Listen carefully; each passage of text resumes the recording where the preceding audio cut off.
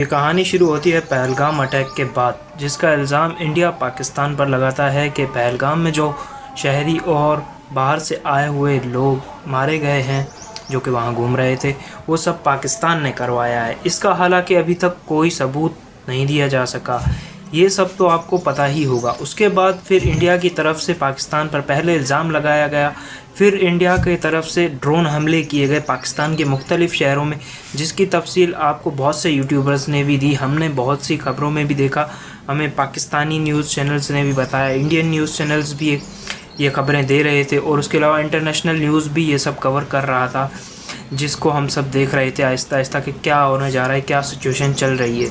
لیکن پہلگام اٹیک کا ابھی تک پتہ نہیں ہے کہ اصل میں کروایا کس نے تھا۔ صرف ایک شک کی بنیاد پر دو ملکوں میں جنگ ہو جاتی ہے، جنگ ہونے ہی والی ہوتی ہے کہ جب تھوڑا سا پاکستان جیتنے کی طرف، یا یوں کہا جائے کہ پاکستان کا پلڑا بھاری پڑتا ہے انڈیا پر، انڈیا کے ایئر بیس تباہ کر دیے جاتے ہیں پاکستان کی طرف سے، تو ہی سیز فائر کا اعلان کر دیا جاتا ہے۔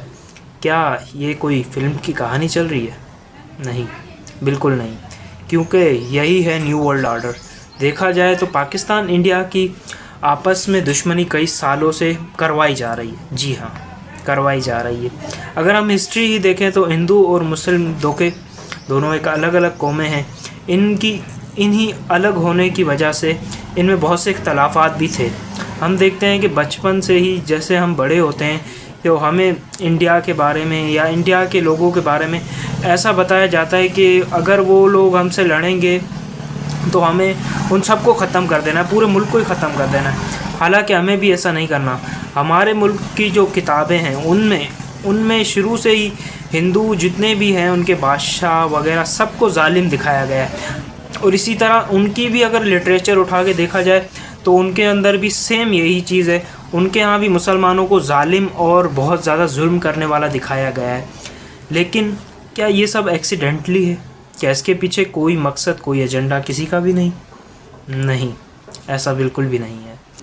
اگر انڈیا اور پاکستان آپس میں مل کر اس خطے کو یعنی کہ ساؤتھ ایشیا کو ایک پاور بنا لیتے ہیں، ایک گڑھ بنا لیتے ہیں، اگر ساؤتھ ایشیا میں امن آ جاتا ہے جیسا کہ یورپ میں ہے، ان کا یورپین ملک آپس میں نہیں لڑ رہے، اور یورپین ملک جو ہیں چاہے تم انہیں کافر کہو، کچھ بھی کہو، لیکن وہ ہمسایوں کے ساتھ نہیں لڑ رہے، وہ یورپ اور امریکہ وغیرہ سب ایک ساتھ یونائٹڈ ہو کر بیٹھے ہیں۔